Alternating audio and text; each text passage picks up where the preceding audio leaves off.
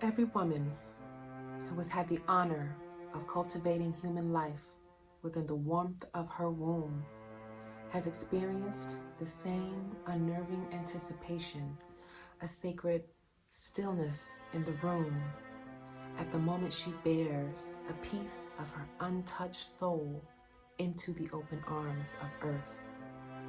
The moment where she must have faith in the fortitude of her nature, the purging of fear in exchange for the emergence of birth, and her only desire is for his lungs to fill with a deep breath of precious air so that she may hear life affirming through his cry.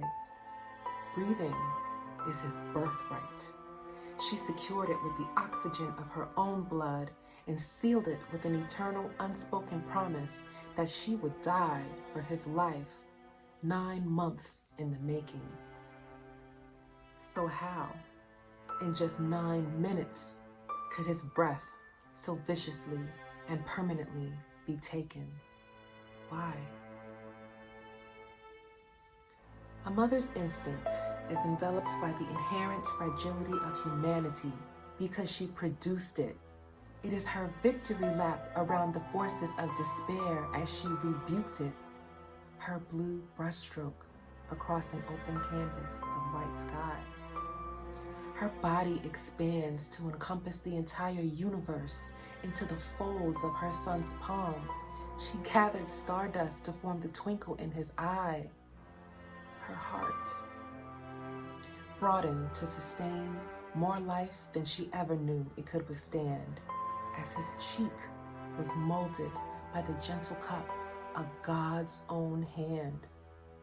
She spoke to him, promising him a world of infinite abundance as his flesh and hers grew to coincide, not to be smothered into the street until he suffocated and died.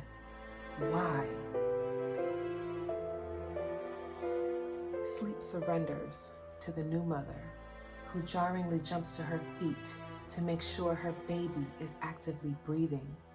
She knows that his body is strong and able, but for her, at that moment, only seeing is believing, dropping to her knees to grasp an eye-level, unobstructed view of his chest, vigilantly awaiting an incessant rhythm of up and down before she will allow herself the luxury of rest.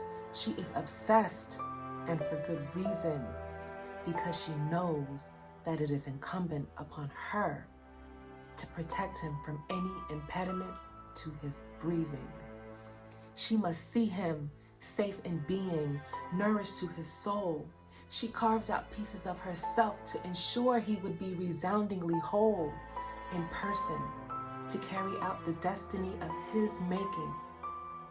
But now, the ground beneath him is shaking and the rest of me is breaking. Why? He called for her as life escaped him. The porcelain encasement of heaven shattered as she was resurrected by his plea. Officer, please remove your knee. He can't breathe. He needs air. He's not moving. He's not breathing. Why don't you care? Why? Breathing was his birthright. A privilege stolen by a being physically incapable of bearing life unto the world.